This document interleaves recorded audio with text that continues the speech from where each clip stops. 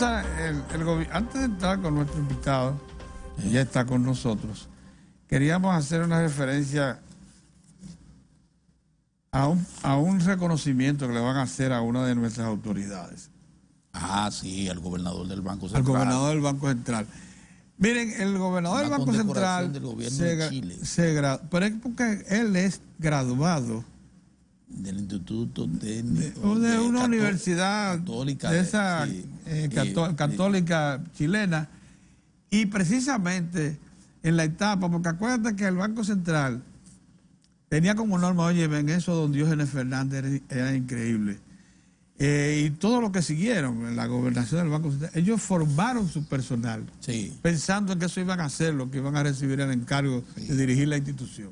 Y los Carlos de Pradel, Bernardo, Vega, y toda esa gente recibieron el respaldo de esa institución. Y entre ellos, don Héctor Valdés Albizu. Así es. Que era un empleado simple y común, un técnico que ingresó. Bueno, ese señor es el señor gobernador del Banco Central, una autoridad a nivel continental, respetado por instituciones como el Fondo Monetario Internacional y el Banco Mundial. Cuando Héctor habla en esos eventos, se le tiene altísimo respeto y consideración. Entonces, mira, Pedro, la condecoración que le da el gobierno de Chile al gobernador del Banco Central es la condecoración Bernardo O'Higgins en el grado de gran oficial, y eso se hará durante el encuentro de ex becarios de la Agencia Chilena de Cooperación Internacional para el Desarrollo y ex alumnos dominicanos de la educación superior chilena. ¿Y de qué institución? A celebrarse el próximo 16 de diciembre en Santo Domingo. Entonces se le va a otorgar ese reconocimiento porque se trata de un egresado, ¿verdad?, con una tradición, un trabajo como el que ha llevado Valdés Albizu, no solo en materia de lo que ha sido su desempeño como el ganador del Banco Central y la eficiencia con que se ha manejado la economía dominicana bajo su rectoría, porque hay que reconocer que bajo la rectoría de Héctor Valdés Albizu, la economía dominicana primero ha entrado en un proceso de permanente estabilidad, y cuando sufrió el crack que necesitaba precisamente de un agente en capacidad de, junto con el Estado, junto con el gobierno, devolverle la confianza perdida a la economía dominicana, ahí estuvo y ha estado. Selección certera del doctor Leonel Fernández. Por supuesto que sí, ha sido una selección certera del Partido de la Liberación Dominicana durante su gestión, como lo fue del presidente Joaquín Balaguer,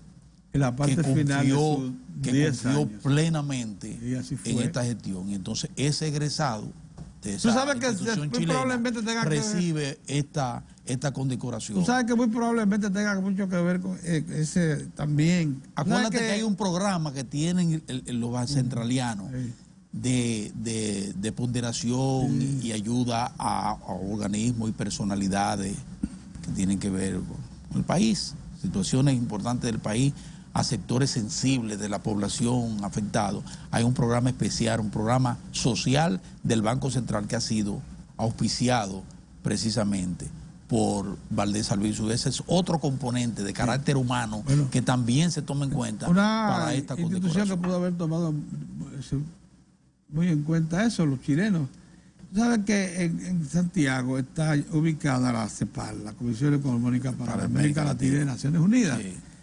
CEPAL ha sido también respetuoso y ha reconocido que la política monetaria y financiera de República Dominicana la ha mantenido por encima de la crisis de América Latina. Y eso creo todos esos factores son. Así que un abrazo y una felicidades, reconocimiento al amigo Héctor Valdés Albizu. Muy merecido. Bueno, está con nosotros el doctor Nelson Rodríguez, él es médico, doctor en medicina.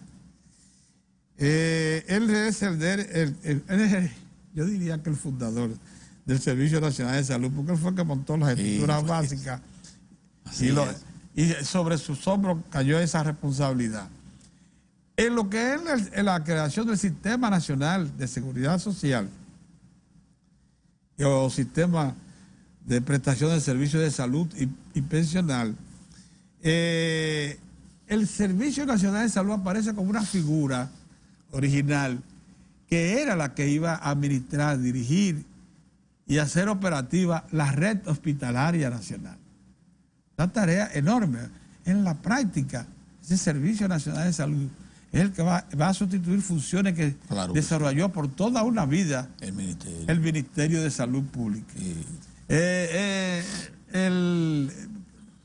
Por cierto, una posición muy ambicionada, porque es un rey el que dirige una red de más de 100 hospitales públicos y otras entidades de servicio que está para toda la población. Esa es una de las cosas, la ley la pone a disposición de los 10 millones de habitantes. Es un señor don. No es así. Buenos días, doctor. Buen día, buen día.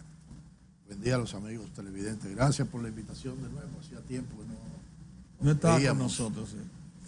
Pero es así. Es decir, el Servicio Nacional de Salud es la institución que gerencia todo el parque hospitalario público en la República Dominicana, que va desde una simple unidad de atención primaria hasta el hospital más complejo que pueda existir aquí, digamos la futura plaza de la salud Luis Eduardo Aybar. Es decir, que lo maneja todo. Pero el Servicio Nacional de Salud es el ente que debe estar en capacidad de desarrollar las capacidades en los servicios regionales de salud. Hay que recordar que se estructuraron 9 servicios de salud regionales, que se supone que son los que van a llevar a cabo la parte operativa.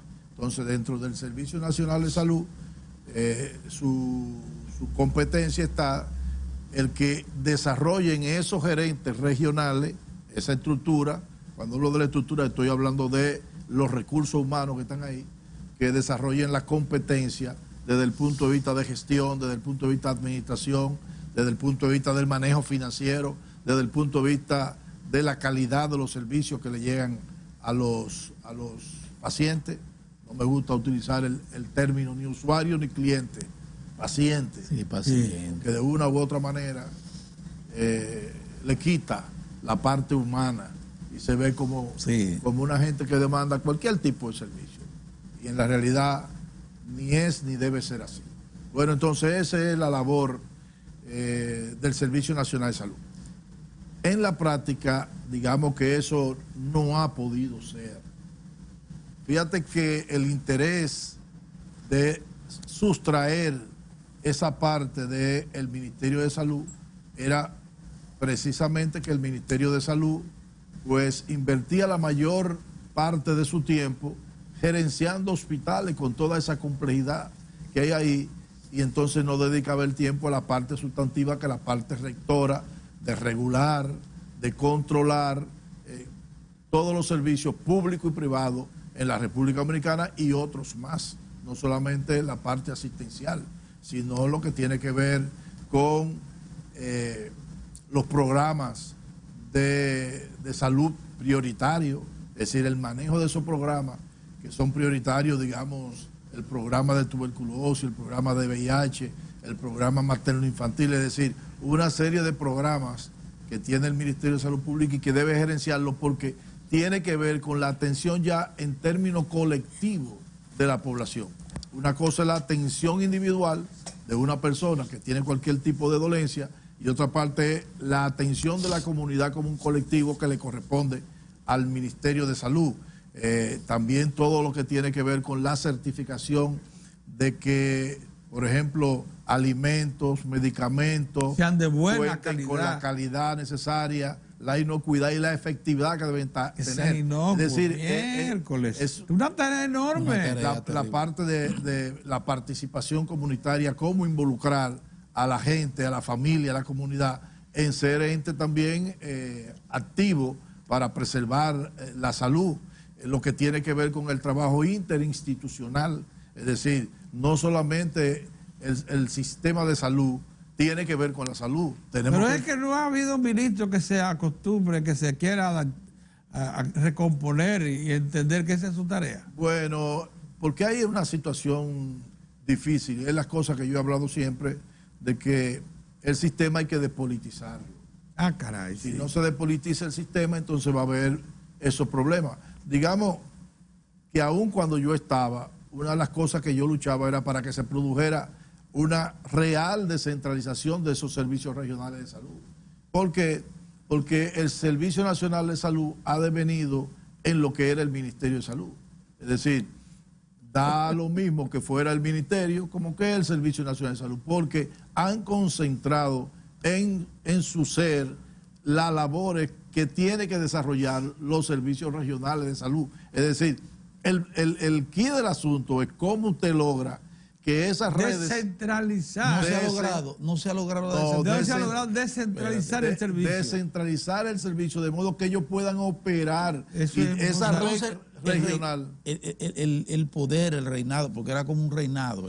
Sigue, lo único que fue pasó de mano. Pasó de mano, eso es lo que ha ocurrido. Pero sin embargo yo siento que ha bajado un poquito la presión y las denuncias sobre el manejo de los hospitales, el sistema, los hospitales como vienen operando.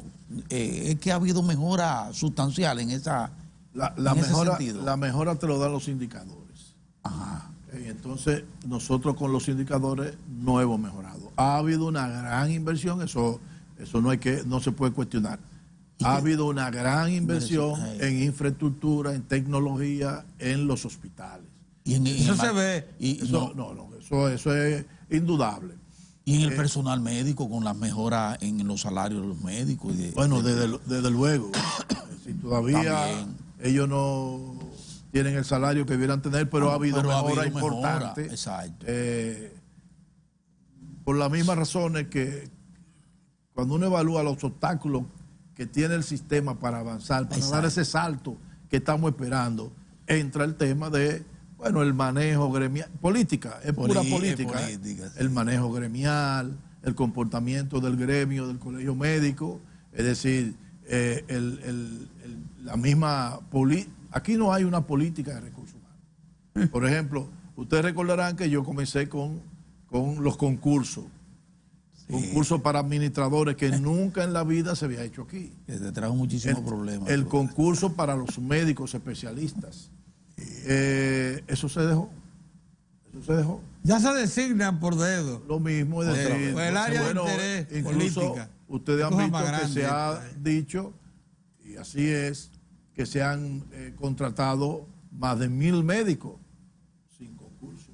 Ah, caray. Entonces, hay gente que no cree en el concurso. Y usted dirá, bueno, pero ven acá, y si el colegio médico tradicionalmente ha estado demandando concurso y resulta que ahora no hay concurso y el colegio no protesta ese componente tan importante. Porque cuando no hay concurso, ¿a quién se lesiona?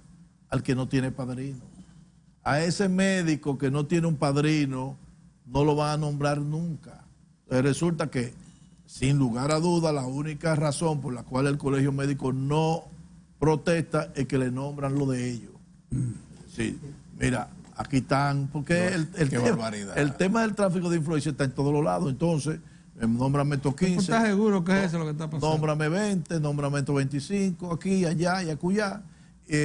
No me mueva este de aquí. Si entran entonces en esa componenda, le colocan... Yo vi a dirigentes del Partido de la Liberación Dominicana públicamente defender a funcionarios de salud que estaban en su zona de dominio y decía, ese es mío, o sea, no me lo toquen. Claro, ese es el tema. Entonces, ¿qué resulta? Yo le coloco 15, 20 al colegio médico o a la directiva del colegio médico y yo meto 200. Doctor, me gustó el enfoque inicial cuando usted decía, bueno, lo que hay que ver es, porque a nosotros nos gusta eso, lo que hay que ver es lo que dicen los indicadores. Cuando yo le decía de la mejora, usted me decía, lo que había que ver es lo que dicen los indicadores. A mí me gusta mucho eso porque es la mejor forma de evaluar los hechos. Los indicadores son los hechos. Entonces, hablemos de los resultados. Hablemos de los indicadores. Lo que pasa es que uno no puede medir esos indicadores. Por ejemplo, ahora mismo, uno ve que ha disminuido en términos absolutos lo que es la tasa de muerte materna e infantil.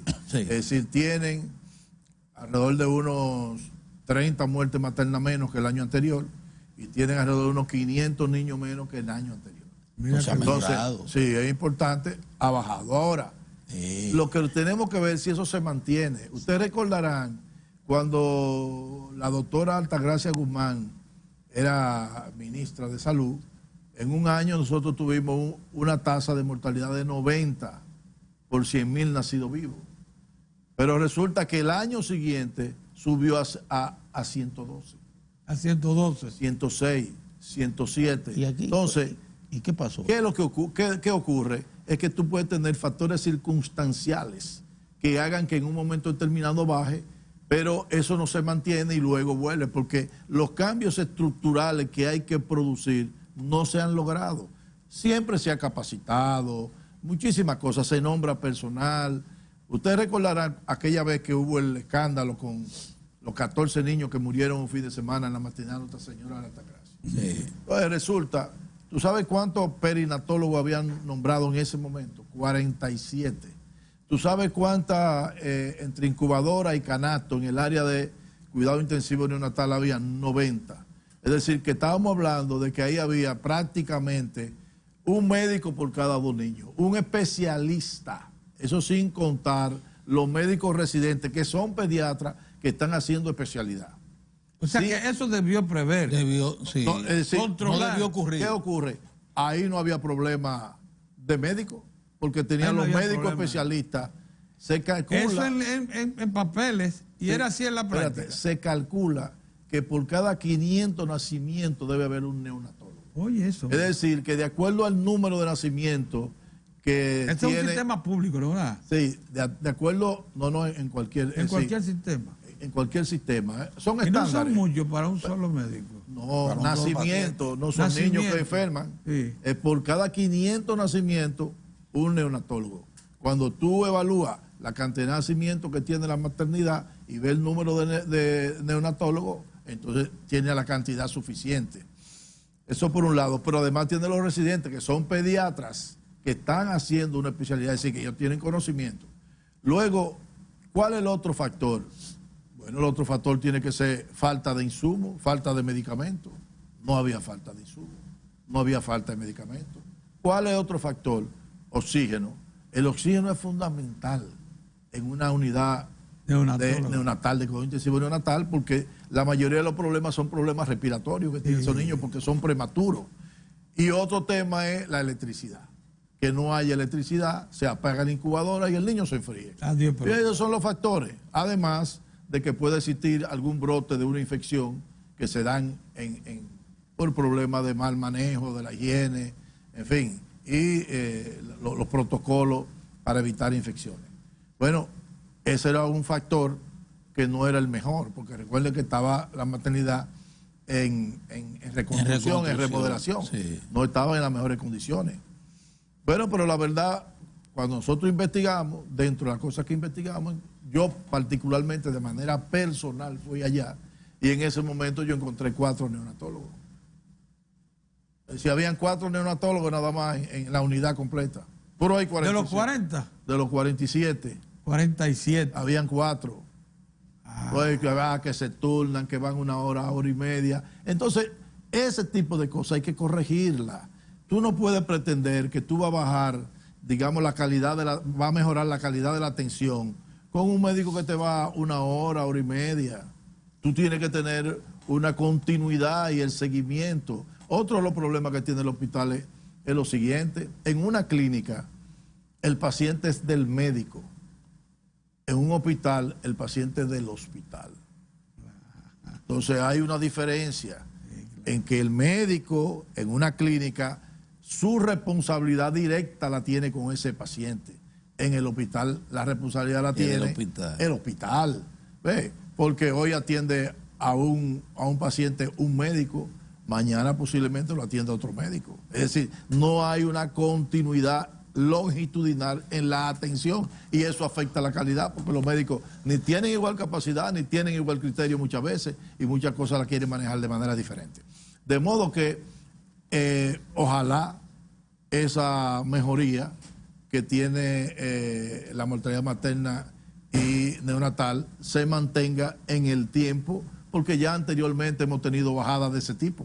y en el otro, oh sorpresa, y vuelve y se incrementan de nuevo esa mortalidad. Por ejemplo, tú tienes el tema del dengue, ahí eso es multifactorial. Entonces, con respecto al dengue, se ha fracasado. En términos, no, porque el dengue es una enfermedad que expresa directamente la interacción de diferentes acciones que debe tomar el sistema de salud y fuera del sistema de salud. Si no hay saneamiento básico, si no hay agua potable, si no hay educación, entonces usted tiene las condiciones para que se te formen los criaderos de mosquitos. Si hay mosquito, hay dengue. Si no hay mosquito, no hay dengue. El dengue no se transmite de persona a persona, como la gripe. El dengue necesita ese vector. Entonces, eso ha fallado en la República Dominicana. Entonces, dejamos de entrar la malaria de nuevo. Entonces, eso ha fallado. Ahora bien, también se traduce cuántos muertos hay. Hay una lucha entre el Colegio Médico y el Ministerio de la cifra. Siempre ocurre eso. Siempre ocurre eso.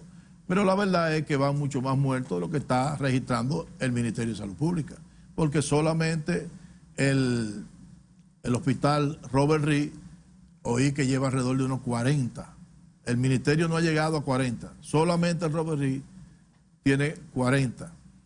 Yo vivo en Moca y precisamente en el día de ayer estaba oyendo por lo menos 4 familias donde se han muerto niños sospechosos de dengue. Si usted está en medio de una epidemia de dengue como estamos, y un niño o adulto tiene fiebre, tiene dolor de cabeza, tiene dolor muscular, el primer diagnóstico que es dengue, y si además de eso ese paciente muere, entonces lo más probable es que haya muerto de dengue. Entonces ahí entra un tema de la calidad de la atención. Uno decía antes, bueno, lo llevaron tarde. No, cuando usted registra o hace el levantamiento sobre la historia clínica de ese paciente que murió, no, ya la gente de que un niño tiene fiebre, van inmediatamente. Doctor, mire, con usted nosotros podemos pasarnos horas hablando de la característica del servicio público, pero sería desperdiciar toda su experiencia. Usted es un dirigente político también y ve las cosas con sentido social, con sensibilidad social. Y aquí vamos a hablar entonces de los grandes problemas del sistema de salud. Queremos saber por qué no se ha establecido la atención primaria, los obstáculos que sostiene, lo que debe hacer. Eso es un tema así. Queremos saber, doctor, también si es posible que el Servicio Nacional de Salud termine siendo una unidad en sí misma, con suficiencia para ser garante de mantener coordinado todo el sistema de prestación de servicios hospitalarios y dejar al Ministerio de Salud que sea la que dicte las normas, la que supervise la calidad del servicio, etcétera, y la que prevea la entrada de enfermedades para que el país no sea, ¿verdad?, cada momento. Entonces, esas son cosas grandes que tienen que ver con el sistema de salud. ¿Por qué no comenzamos con la atención primaria para ver si vamos a resolver ese problema alguna vez? Mira, el problema de atención primaria, el principal factor es el factor político. Es decir, no ha habido una voluntad política para el fomento, desarrollo y ejecución de esa estrategia de atención primaria. En el 2014, mediante una resolución del Ministerio de Salud, se estableció oficialmente el modelo de atención en la República Dominicana. Modelo que está basado en la estrategia de atención primaria y en las redes integradas de servicios de salud. De modo que todo el contenido teórico está escrito. En ese modelo, el que se lo lee va a encontrar qué es lo que hay que hacer para desarrollar el primer nivel. Y no solamente eso. La estrategia está en blanco y negro. Que tiene todos los manuales hechos. ¿Son manuales? No, todos los manuales para la ruta crítica del establecimiento de ese primer nivel de atención. Es más, ¿cuántos centros se determinarían? Se comenzó la ejecución. Se comenzó la ejecución por la provincia de Monteplata. Como centro... Como, no lo voy a llamar centro piloto. Sino como la implementación progresiva. Ah, progresiva. ¿Verdad? Es decir, en Monteplata, en Barahona y la región 3 entera. En Monteplata, ¿cuántos centros se montaron de atención primaria para comenzar como foco? Se montaron varios, pero ¿qué ocurre? Tú haces un levantamiento para, de acuerdo a la población que tiene, determinar cuántos centros tú necesitas. Y si tú vas a desarrollar el primer nivel a modo de demostración de que funciona, entonces tú tienes que cerrar la brecha. Es decir, si de acuerdo a la población de Monteplata se necesitaban, por ejemplo, 70 unidades de atención primaria y solamente tenían 35, entonces hay que completar las otras 35. Si cuando se hace el levantamiento, declarar esa zona liberada ya, completa. Implantada. Y después el recurso humano. Tú necesitas ahí tener los médicos familiares y el especialista básico que se necesite de acuerdo a la situación de salud de la comunidad. Pediatra, ginecotetra, cardiólogo, porque aquí se ha pensado que la atención primaria o una unidad de atención primaria tiene un médico, una enfermera y 4 o 5 promotores. No. Por ejemplo, modelos que han sido exitosos como el español, tiene el recurso humano que necesita de acuerdo a los problemas de salud de la comunidad. Porque nosotros no podemos seguir con un modelo que oferta servicios al margen de la demanda de los servicios. Es decir, lo que me dice a mí que yo debo tener ahí es la demanda del servicio de la comunidad. Pero eso se establece. Claro. Entonces, aparte de eso, el aseguramiento de los insumos necesarios para que opere. Claro. Es decir, el medicamento, el análisis básico, para que ese paciente se resuelva ese problema ahí sin que tenga que ir al hospital. Entonces, producto de la implantación surge entonces las necesidades. Bueno, nosotros tenemos esta situación de salud, necesitamos esto. Si tú no me provees las cosas que yo necesito, ¿cómo doy el servicio? En tiempo suyo, al frente del Servicio Nacional de Salud, ¿hasta qué punto llegó ese experimento en Monteplata? Bueno, llegó hasta el punto político. Porque el tema es político. Entonces, ¿qué resulta? ¿Cuántos centros pero es que llegaron a operar? La atención primaria, por ejemplo, yo escucho y veo que insiste el gobierno, la administración, en avanzar en la atención primaria, pero entonces encuentran el obstáculo de un colegio médico dominicano que se opone y de una asociación de clínica privada que se opone. Entonces no es solo un asunto de orden político del Estado, es que hay una situación de que no se ponen de acuerdo los actores. Déjame decirte. Por ejemplo, el colegio médico está opuesto a que en el régimen contributivo, en el sector privado simplemente. Ajá. Pero ven acá, a ti nadie te impide que siga avanzando en el sector público, porque ellos no están opuestos con el tema en el sector público. En el sector privado, y usted comprenderá que tiene que ver entonces ahí por intereses. ¿Cuál es el interés? Es que las sociedades especializadas entienden que si se implementa el primer nivel de atención, porque son cosas diferentes, la estrategia de atención primaria permea todo el sistema de salud, porque tiene que ver con la promoción de la salud, tiene que ver con la prevención de las enfermedades, tiene que ver con el trabajo interinstitucional. Es decir, esa unidad de atención primaria, en el único sitio que no se puede separar la parte individual de la parte colectiva es en el primer nivel de atención. Porque esa unidad de primer nivel de atención tiene que tener su población adscrita, tiene que conocer cuáles son los problemas de salud de su comunidad, individual, familiar y comunitario. Y como consecuencia hay una serie de medidas que desbordan el ámbito de la atención individual puramente. ¿Pero qué ha faltado para que se implemente? Dinero. Entonces, ¿cuál es el obstáculo ahí? Un problema tiene que ver con la gobernanza. Si tú no tienes todos los actores articulados a través de eso, entonces tienes problemas. Ahí vienen los conflictos. Por ejemplo, había que hacer movilización de recursos humanos. Es decir, usted tiene de repente un recurso humano que no es el idóneo para estar en esa posición. Tiene que movilizarlo. Claro. Se opone el gobernador. El diputado, no, porque ese es mío, no me lo quite de ahí. Pero resulta que hay que nombrar a un personal idóneo. Entonces resulta, no, este es el que yo quiero que tú me nombres aquí. Resulta, hay hospitales municipales que de hospitales nada más tienen el nombre, que hay que hacer una reestructuración y convertirlo en centro de primer nivel con alta capacidad resolutiva, con su centro diagnóstico. Es decir, ¿por qué? Porque la tasa de ocupación de ese hospital es menos del 20%. Es decir, un hospitalito de eso, de un distrito municipal, digamos, tiene 20 camas. Y usted va a usted va a encontrar que hay 2 pacientes internos, que hay un interno, que hay 2 internos. Entonces tú dices, pero aquí no se necesita. ¿Por qué? Porque aquí se hacían hospitales complaciendo peticiones. Fulano quiere que en esta comunidad. Yo siempre recuerdo un hospital en Carlos García, Santiago, que no tenía población. Si mal no recuerdo, vivían 2,000 y pico de personas ahí. Hicieron un hospital, una infraestructura, enfermeros, médicos. Al final, que era un centro de primer nivel. Doctor, tenemos que seguir con atención primaria porque hay otros aspectos que hay que tocar, pero vamos a ir a una pausa para cumplir con unos compromisos y volvemos. ¿Está bien?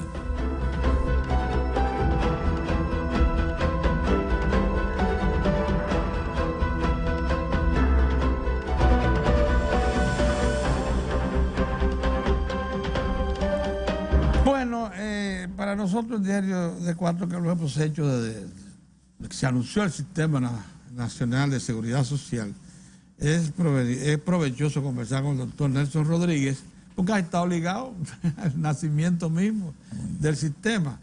Y como él pasó como funcionario importante del Ministerio de Salud Pública y fue el fundador, porque fue el organizador básico del Servicio Nacional de Salud, siempre será provechoso conocer sus experiencias.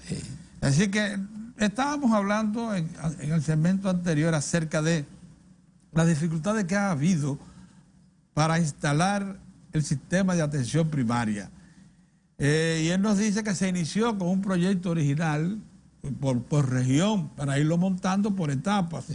En Monteplata, pero los obstáculos fueron severísimos que se encontraron ahí, ¿no es así? ¿Cuánto eso propusieron ustedes montar? Usted dice, ¿cuántos centros de atención primaria se iban a montar? ¿Con qué disponibilidad y eso? Mira, ¿y eso llegó hasta qué grado de ejecución? Está levantado la necesidad de a nivel nacional, por región, por provincia, por municipio, por distrito. Es decir, están ahí las estadísticas de qué necesitamos en cada sitio y el lugar donde debe ir. Pero que fue inteligente comenzar por región. Claro. Entonces, en Monteplata, ¿hasta qué punto llegó la cosa? Entonces, lo que quiero decirle, porque yo no puedo ni lo recuerdo de memoria, es decir, cuál era la necesidad de Monteplata, pero en términos generales había necesidad de infraestructura, había necesidad de recursos humanos, había necesidad de redistribución de recursos humanos, había necesidad de los insumos y los recursos financieros. Es decir, eso comenzó a operar. Porque nosotros queremos hacer una reforma sin recursos. Es decir, para atención primaria no hay un peso. Es decir, ¿qué es lo que resulta?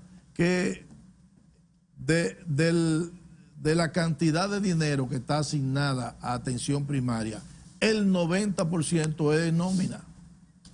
Y yo le puedo decir, en medicamentos, por ejemplo, el levantamiento que nosotros hicimos de necesidades de medicamentos en el primer nivel de atención, estamos hablando de que el sector público necesitaba 30 millones de pesos mensual, se dan 10.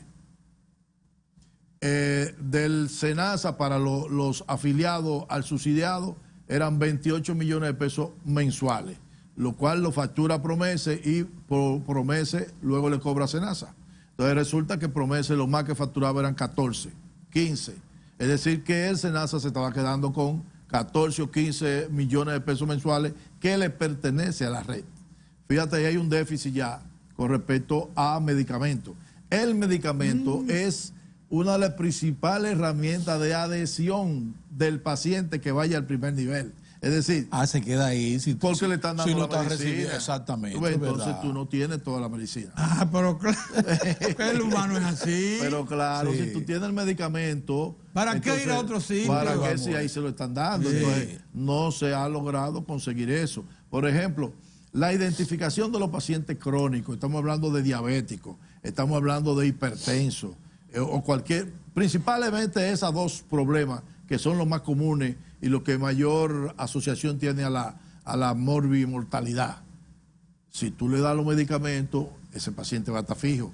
Entonces, una de las razones por las cuales el primer nivel de atención dentro de la estrategia de atención primaria funciona es que a ese paciente hay que darle seguimiento y que ese paciente se le pone en consulta programada. Y si ese paciente no va, entonces hay que llamarlo, ven acá fulano, usted tenía que estar aquí hoy, ¿qué pasó? O mandarle el promotor, está enfermo, ¿qué es lo que pasa? Porque el centro de atención primaria está muy cerca de ese paciente. Está en su zona, en su barrio. En la comunidad. En la comunidad. Entonces, ¿qué resulta? Todo eso faltaba. Pero uno comenzó a ver respuesta positiva aún con las limitaciones de recursos. Es decir, de que ese paciente, por ejemplo, se llenaban las fichas familiares. ¿Qué no logró hacerse? Que esa ficha familiar tuviera los datos individuales de cada uno de los miembros de esa familia. Entonces, se trató de hacer un expediente clínico y eso se desarrolló a través del gabinete coordinador de políticas sociales que maneja la vicepresidenta, que resulta que fue una herramienta que se desarrolló por ellos mismos. Entonces, no podía articularse, es decir, como llaman los técnicos en informática, el sistema no tenía salida, no permitía tú evaluar de manera colectiva. Pero yo pensé que eso se estaba haciendo, que ya tú puedes enviar, un médico puede enviar por... No, hombre, no. La red no estaba... Oye bien, este es uno de los países eso es básico, mayor inversión en aplicaciones informáticas, en millones de dólares, pero sin embargo, y no tenemos nada. ¿No tenemos nada? No tenemos nada. Es decir, no tenemos nada. Si tú no desarrollas el expediente clínico electrónico, tú no tienes forma de articular la red. Para tú mandarle a un especialista, mire, este es el expediente, se lo mando por ahí, él lo recibe allá.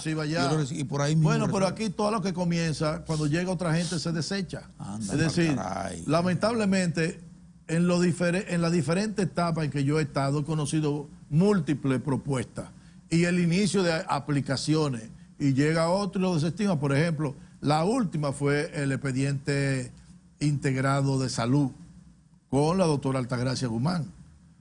Yo no creo que eso se le haya dado seguimiento. No he oído hablar más nunca de eso. Porque yo oí a uno de los funcionarios al principio, yo no creo en eso. Ya. Porque así es que se maneja. Ahí mismo muere. Es decir, aquí hay un mal también, decir, todo lo que él hizo el anterior es malo. Yo no encontré nada ahí. Ahí no se hizo nada. Entonces se viene con otra cosa. Pero la más de las veces esa gente no tienen conocimiento siquiera de lo que están hablando. Estamos hablando, Mozart, con el hombre que vivió el momento, que encontró e identificó las dificultades. Ahora bien, ¿cuántos centros de atención primaria y centros de diagnóstico serían necesarios para montar efectivamente el sistema? Y aún con los recursos, ¿qué tiempo nos tomaría montar eso? Yo pienso, yo recuerdo que nosotros tenemos un déficit de alrededor de unas 3.000 unidades de atención primaria. Miércoles, son tantas. Sí, el país necesita unas 4.000 y pico de unidades de atención primaria. ¿Y tenemos 1.000 y pico? Tenemos 2.000, pero ¿qué ocurre? ¿2.000? Yo dejé 1994. Ahora bien... ¿Y cuáles son? ¿Dónde están? Propia del sistema, digamos, del Servicio Nacional de Salud, eran alrededor de 1.000, porque las otras pertenecían a ONG, o era un consultorio que daba las funciones. Pero podía perfectamente interrelacionarse. Pero estaban integradas. Es decir, estaban integradas. Qué bien. Entonces yo entiendo que ahora debe haber 2.000 y algo, aunque yo veo cifras incluso más reducidas ahora. Pero cuando yo salí habían 1994 y habían en proceso de construcción algunas otras. En fin, hacen falta alrededor de 3.000. Yo creo que si el gobierno se propone la construcción de alrededor de 500 unidades por año. En alrededor de 4 años, 5 años, se cubre las necesidades de eso. Ahora bien, yo tengo una convicción que otros a lo mejor no lo comparten. Es decir, en un hospital no tiene por qué no haber un primer nivel de atención. Puede haberlo. Claro que sí. Y en una clínica privada, claro que sí. Entonces, por ejemplo, en el mismo hospital, un hospital tiene su primer nivel de atención. Y ahí están escritas toda la gente del entorno del hospital, porque una gente que vive a una cuadra del hospital, usted le va a mandar... Usted no puede cerrarse en su red diciendo que un hospital no puede. Sí puede. Pero claro, claro. Entonces, usted es una persona que vive a una cuadra del hospital, lo va a mandar a que coja un concho, un motoconcho, y que vaya para la unidad que le toca. O pero tiene el hospital ahí, él va a ir al hospital. Entonces crea la unidad de atención primaria en el hospital. Ahora bien, por ahí es que tiene que llegar el paciente. El paciente no llega solo y va donde un médico, sino que va al área de consulta, de recepción, donde lo redistribuyen y lo mandan. Entonces, porque el concepto de atención primaria desde el punto de vista asistencial no es la estructura, es el servicio. Entonces, dentro de ese mismo hospital, para ese paciente ver un especialista tiene que ser referido por el médico del primer nivel de atención que está en ese hospital. Ponerle como única condición, ponerle como única condición a ese que vaya a procurar el servicio de un centro de atención primaria en un hospital que sea de la zona. Pero venga de que los quintos infiernos. No, porque mira, una unidad de atención primaria, lo primero que tiene un espacio físico, tiene una geografía delimitada. Los pacientes que están ahí son los de ellos. Ve, ahora no lo del barrio, ahora, lo del sector. En ese sector hay de todo, hay el menesteroso, hay gente de clase media que tiene seguro, de todo. Entonces, ¿qué resulta? Bueno, es un proceso. Tú a una persona que conoce las condiciones de calidad de un primer nivel de atención en República Dominicana y que tiene un seguro que puede ir a una clínica privada, no va a ir ahí. Tú no ves verdad que lo va. ¿Cómo él puede convencerse? A través del tiempo, de que ahí se le dé una atención de calidad. ¿Y la inversión necesaria para implementar? Bueno, nosotros hicimos unos cálculos, por ejemplo, para 500 unidades de atención primaria en ese momento, estamos hablando de alrededor de unos 10 millones de pesos por unidad. Es decir, que con 5.000 millones de pesos usted construía 500 unidades. Modélica, con mismo modelo. ¿Cuál es el presupuesto que tiene Porque ese es otro tema. Usted no tiene que hacer una estructura de relumbrón. Usted tiene que empezar... Se habla mucho de Costa Rica. El sistema de Costa Rica funciona. Tiene mejores indicadores que muchos países grandes. Costa Rica. Pero usted en Costa Rica no va a encontrar un hospital del relumbrón de lo que tenemos. Es decir, no hay un hospital que pueda, en términos de la visual, de lo que usted está viendo. En Costa Rica yo nunca he visto un hospital como cuál le digo, como el Ney Arias, como el Hugo Mendoza. Es decir, esa infraestructura, grande, vistosa, grande, y con muchísimos instrumentales. No, ahora cuando tú te metes ahí, entonces tú te das cuenta del flujo, del funcionamiento. Entonces, ¿qué es lo que tenemos que buscar? Es la funcionabilidad. Entonces resulta que lo que queremos hacer es una cuestión de relumbrón para que digan, eso lo hizo el gobierno tal, eso lo hizo el presidente tal. Entonces tú haces una inversión desbordada. Oye, Moza, que cada centro costaría 10 millones de pesos. Eso sin contar la cantidad de hospitales que pudieran sin hacer edificaciones nuevas ni nada, ubicar una unidad de atención primaria. Como usted dice, varias unidades en un hospital. O varias en un hospital, Mozart. Pero claro, eso reduce considerablemente. Necesitaríamos una reorientación del presupuesto nacional. Bueno, ustedes van a tener, por ejemplo, una información. Si hay algo que yo luché de que entendieran, es, por ejemplo, en la ciudad sanitaria Luis Eduardo Aybar. Sí. Estamos haciendo ahí hospitales, un clínico quirúrgico, un materno infantil, la ampliación de Secanó. Es decir, hay un complejo de hospitales, yo diría de cuarto nivel, donde está la última tecnología de punta. Pero con unos barrios carenciados, donde no hay unidad de atención primaria, donde esa gente va a ir a buscar atención por problemas banales de salud al hospital, donde el hospital va a invertir demasiado tiempo atendiendo cosas para las cuales no está hecha, porque no es decir, el gran déficit de unidades de atención primaria en el país está en las grandes ciudades, en los barrios. Así es. Entonces yo oí que iban y que están trabajando para que hayan 14 unidades de atención primaria. Ah, mire. Muy bien. Sí. 14 unidades de atención primaria. Y 14 de unidades de atención primaria le pueden dar respuesta, como leí ahí, a 550,000 habitantes. No, pues claro. Es decir, está estipulado que una unidad de atención primaria pueda atender entre 2.500 a 3.000 personas. Pero si le invitan a esas 14, en los accesos a esos 14, se pudiera dejar el resto de lo que queden fuera para otras unidades. Pero fíjate que no entienden que hay que hacer alianza público-privada.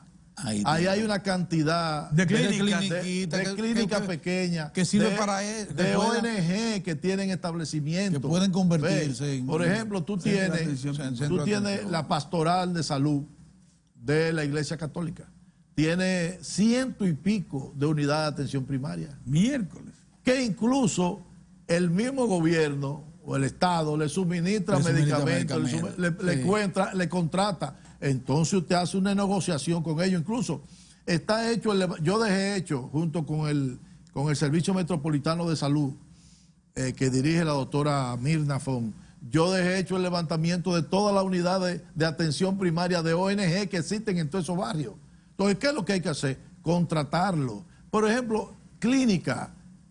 En el sector privado hay una gran inversión hecha. Tú no puedes desdeñar esa inversión. No, de ninguna manera. ¿Y por qué tú, si hay una clínica privada que tiene su centro diagnóstico, tú tienes que hacer un centro diagnóstico al lado? Cuando nosotros estamos marchando hacia la universalización de la seguridad social, donde va a estar prepagada la atención de todo el mundo, o la paga el Estado a través del subsidiado, o lo pagan ellos a través de los patronos y los empleados a través del contributivo. Entonces, ¿qué es lo que resulta? Lo que hay que negociar, mira, para esta población que yo tengo aquí, vamos a negociar la tarifa para yo pagarte para que tú me lo atiendas aquí.